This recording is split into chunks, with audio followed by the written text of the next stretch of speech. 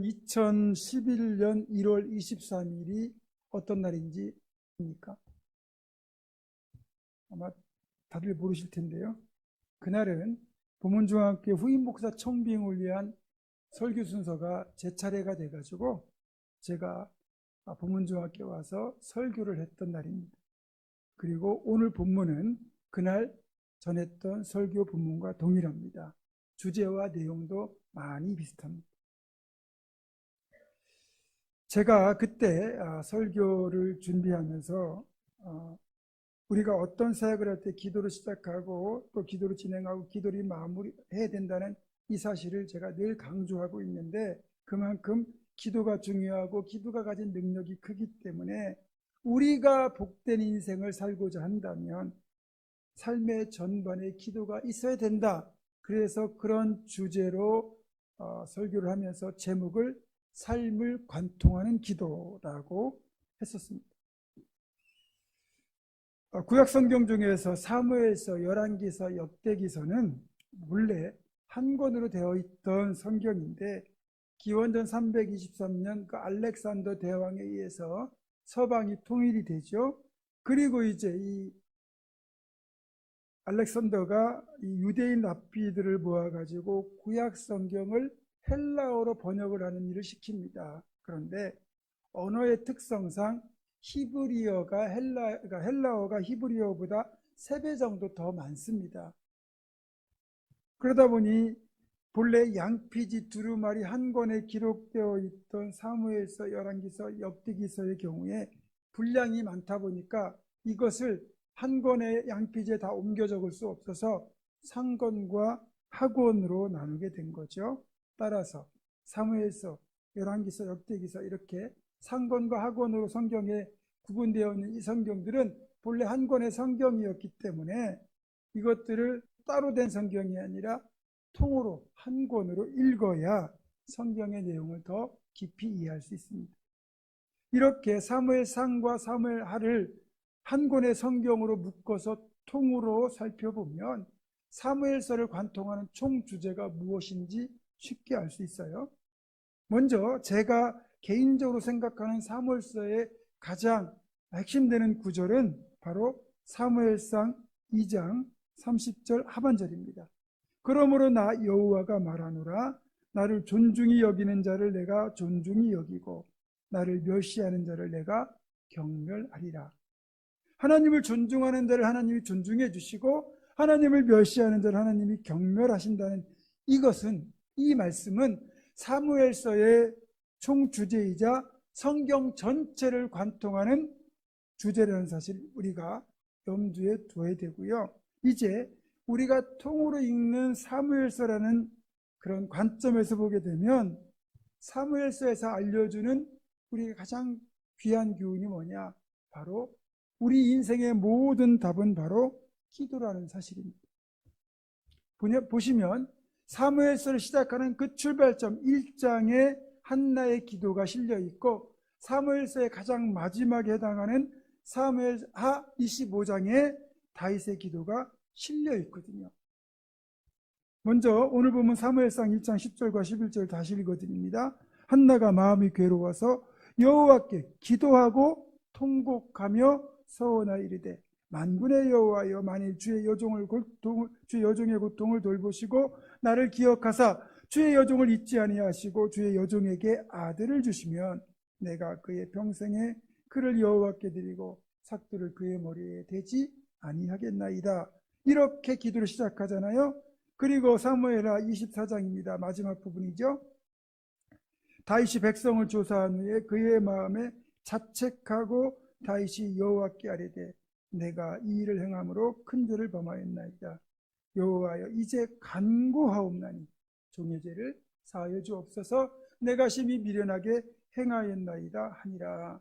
그리고 이어지는 25절입니다. 그곳에서 여호와를 위하여 제단을 쌓고 번제와 화목제를 드렸더니 이 여호와께서 그 땅을 위한 기도를 들으시매 이스라엘에게 내리는 재앙이 그쳤더라. 아멘. 이렇게 사무엘서에 대표적으로 등장하는 한나의 기도와 다윗의 기도, 이 두 기도가 있는데 이 두 기도를 비교하자면 한나의 기도는 지극히 개인적인 기도라고 할 수 있습니다. 그리고 사무엘하 24장에 등장하는 다윗의 기도는 공동체를 위한 기도라고 할 수 있어요.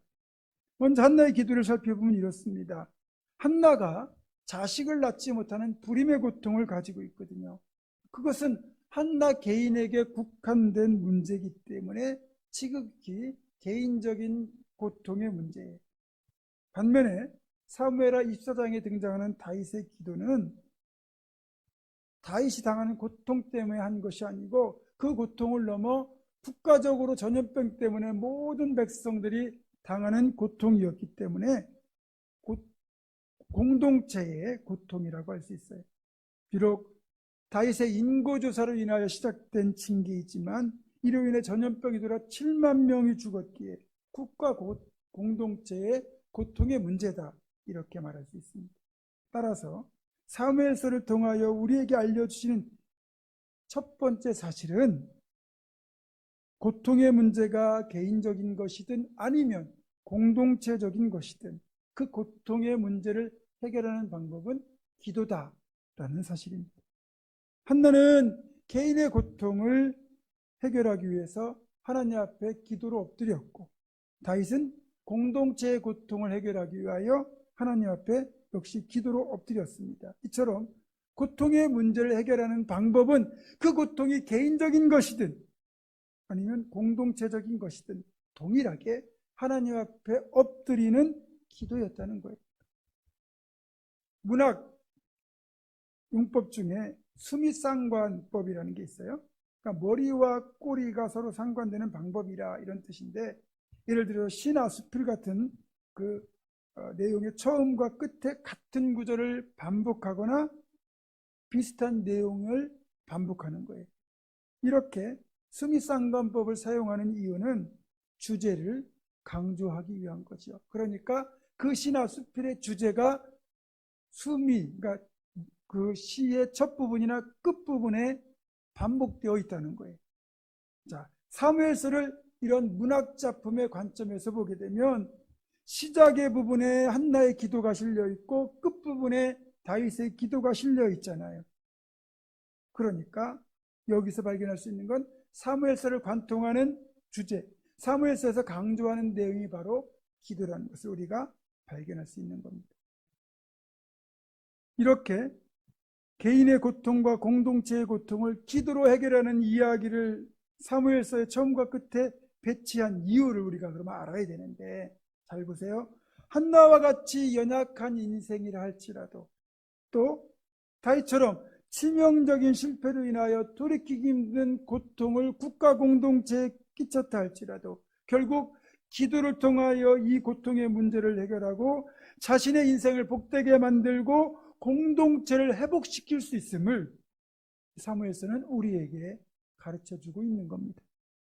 자, 그러면 먼저 다시 한번 사무엘서의 첫 장에 나오는 한나의 이야기부터 한번 살펴보도록 하겠습니다. 한나가 살던 시대는 지금으로부터 약 3000년 전입니다. 우리 한반도의 역사를 보면 고조선이 시작된 시기보다 300~400년이 앞서는 시대예요. 그런 고대 사회에서 여자가 불임, 아이를 낳지 못한다는 건 단순한 아픔 정도가 아니라 신에게 저주를 받았다는 뜻이었습니다. 그렇게 저주의 표시를 몸에 안고 사는 것만도 고통스러운데 남편이 대를 잇겠다고 첩으로 들인 이 분인나라는 여자는 애를 쑥쑥 낳습니다. 결국 불임의 원인이 남편에게 있는 게 아니고 자기 자신에 있다는 게 드러난 거잖아요. 그렇기 때문에 더 자신의 이 저주받은 몸이 한탄스러울 수밖에 없어요. 물론 이런 한나를 측은하게 여긴 남편 엘가나는 한나를 더 감싸고 챙겨주죠. 어쩌면 고마울 수도 있는 이 남편의 배려가 오히려 한나를 더 비참하게 만든다는 거예요. 그렇게 엘가나가 한나를 배려하는 꼴을 첫 분인나가 보지를 못합니다. 그냥 안 넘어갑니다. 그리고 그 자리에 한나의 속을 뒤집어 놓습니다. 그렇게 한나는 죽음과도 같은 고통을 겪으며 살아가고 있었습니다. 그런데 사무엘서는 이런 고통을 겪고 있던 한나가 자신의 고통을 극복하는 방법으로 기도를 택했다고 우리에게 말합니다. 한나는 이 아픔을 남편에게 하소연하지 않습니다. 그렇다고 자신을 격동시키는 분인나에게 맞대응하지 않습니다. 그저 이 고통의 문제를 가지고 하나님 앞에 나아가서 눈물로 통곡하며 기도하는 길을 그녀는 택합니다. 여러분, 이 지점이 바로 한나의 위대함이 잘 드러나는 대목입니다. 기도하는 한나,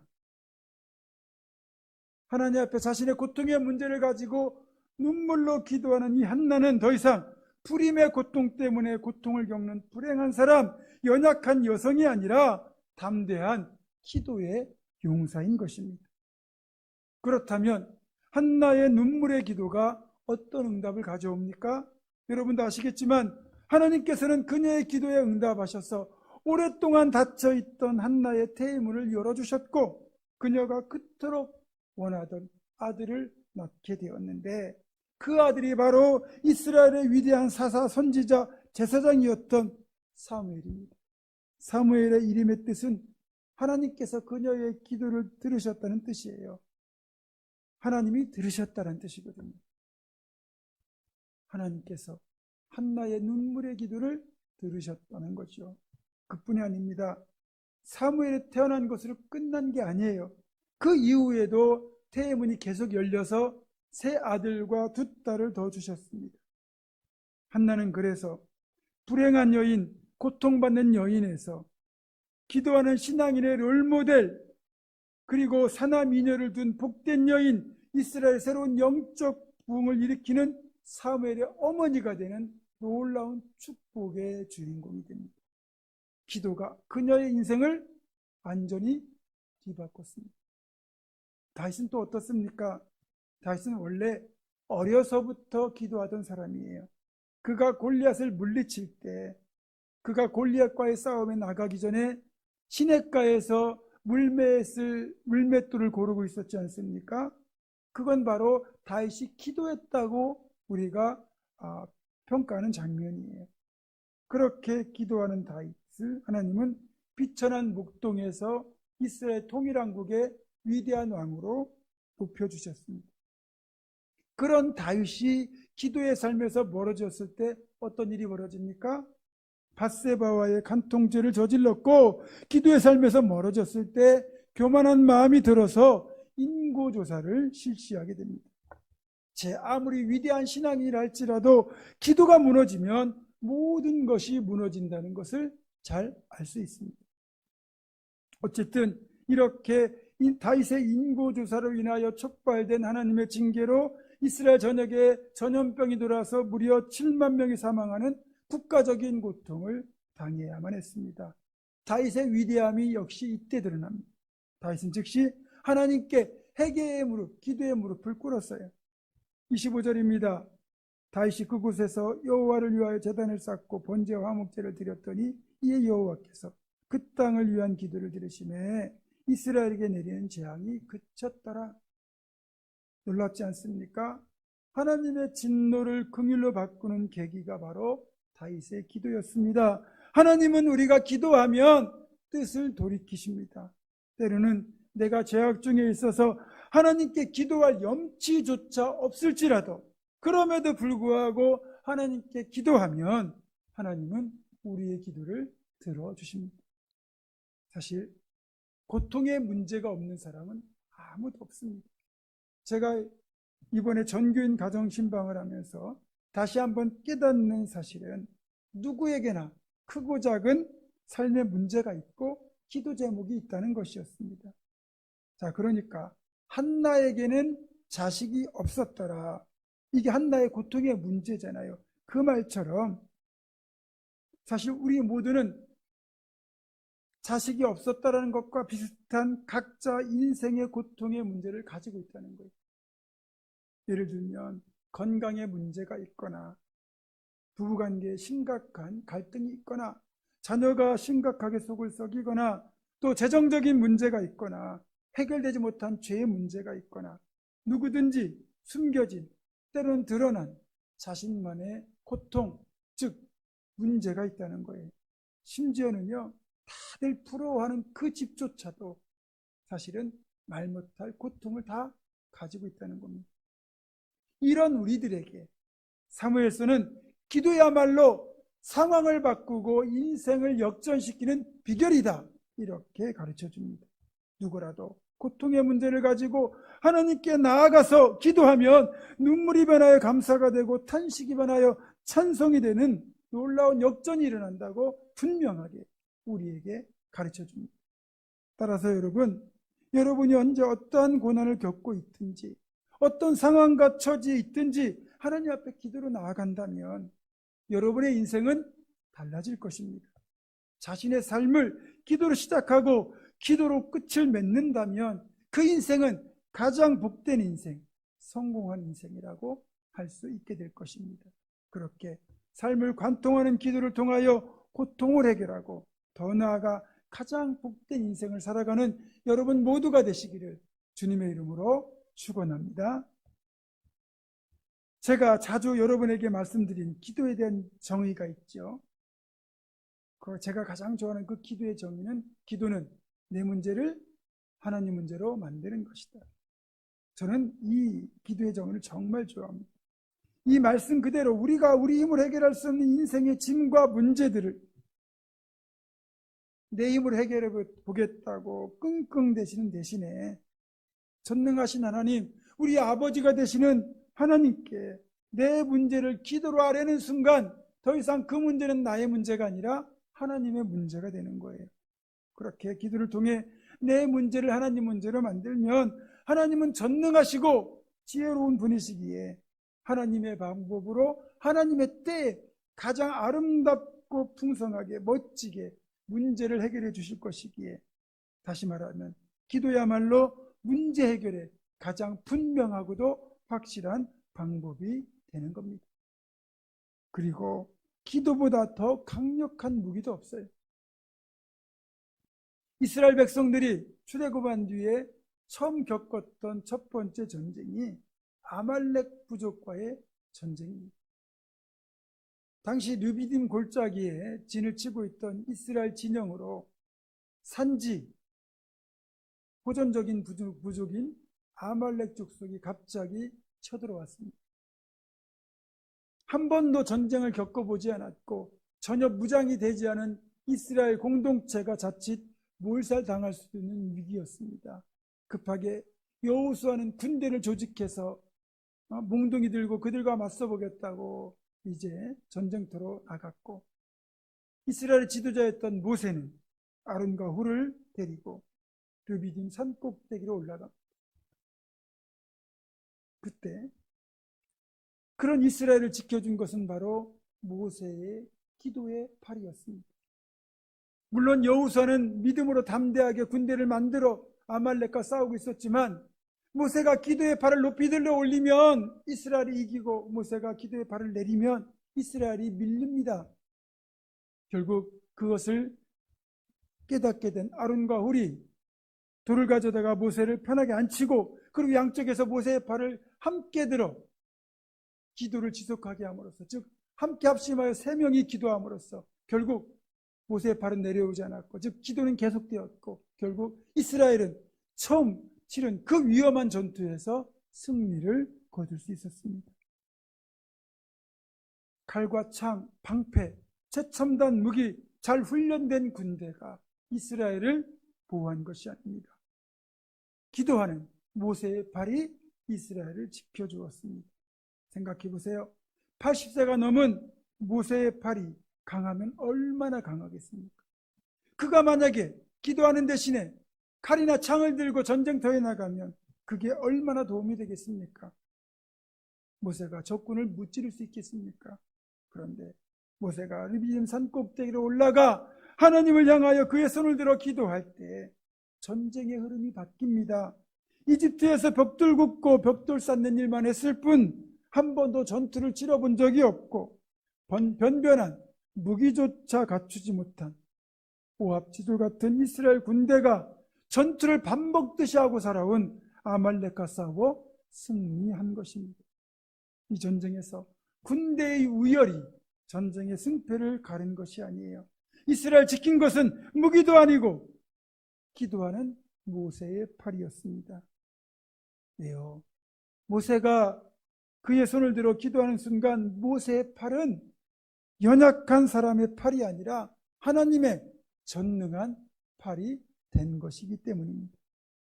솔직히 우리의 손과 팔이 얼마나 연약합니까? 보잘것없잖아요. 쉽게 다치고 쉽게 망가지는 연약한 손과 팔을 우리는 가지고 있습니다. 물론 우리는 이 팔과 손에 맞는 물건 정도는 들어 올릴 수 있겠죠. 하지만 이 연약한 우리의 손과 팔을 들어서 하나님께 기도하는 순간 이 손과 팔은 더 이상 사람의 손과 팔이 아니라 전능하신 하나님의 능력의 손과 팔이 되는 겁니다. 그렇기에 기도가 곧 능력입니다. 기도는 곧 하나님의 능력입니다.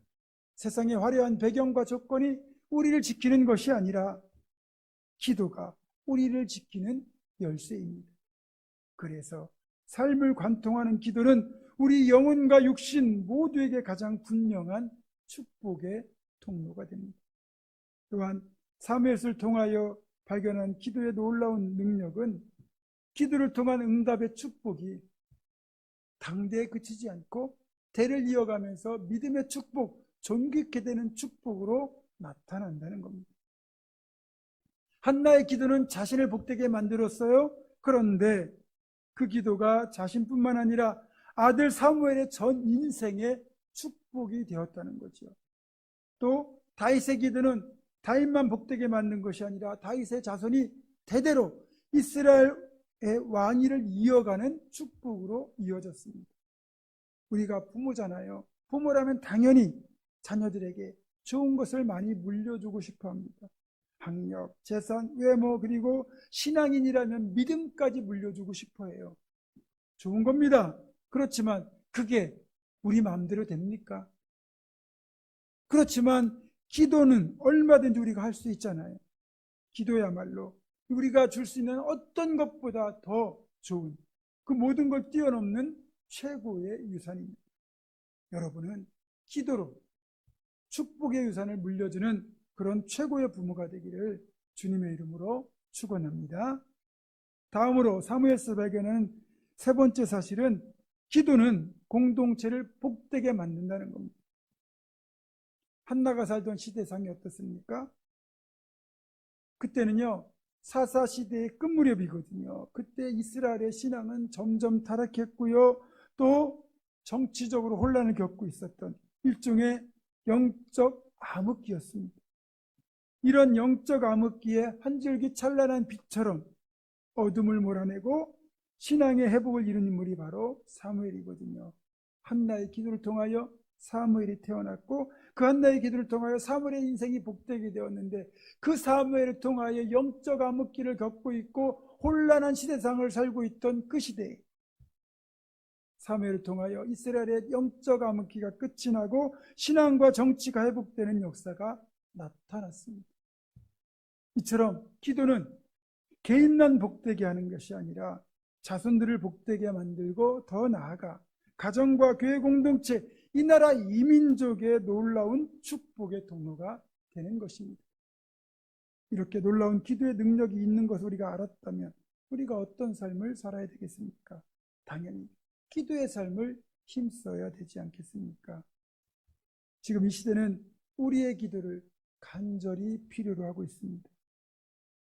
세대 간의 갈등, 지역 간의 갈등, 계층 간의 갈등, 남과 북의 갈등, 복잡한 정치, 경제 상황까지 우리의 삶은 끊임없이 위협을 받고 있습니다. 여기에 더하여 한국 사회를 지탱해 오던 신앙의 생명력과 교회의 영향력은 점점 더 약해지고 있습니다. 한마디로 말해서 미래가 암울하다는 거죠. 이럴 때 우리가 어떻게 해야 됩니까? 기도가 답입니다. 기도가 대책입니다. 기도가 길입니다. 기도가 해결책입니다. 무엇보다 우리들의 무릎 꿇는 기도가 절실히 필요한 때입니다. 말씀을 맺겠습니다. 사랑하는 성도 여러분, 하나님은 우리가 기도하고 간구하기를 기다리십니다. 하루의 시작과 끝, 사역의 시작과 끝을 기도로 채우는 기도의 삶을 사시기를 바랍니다. 여러분의 삶 전체를 관통하여 기도하는 삶을 사시기를 바랍니다. 여러분의 기도를 통하여 여러분 자신이 영육 간의 복을 받고 자손들이 복을 받고 교회가 복을 받고 나라와 민족이 큰 복을 받는 거룩한 역사가 일어나기를 간절히 축원합니다. 기도하겠습니다. 우리의 기도를 기다리시는 하나님, 한나처럼 다윗처럼 기도를 통해 고통의 문제가 있는 내 삶에 복된 역전이 일어나게 하시고 내 기도를 통해 자녀들에게 복이 되게 하시고 우리의 기도를 통해 교회와 나라가 복을 받는 축복의 역사가 나타나게 하옵소서. 주 예수의 이름으로 기도드립니다. 아멘.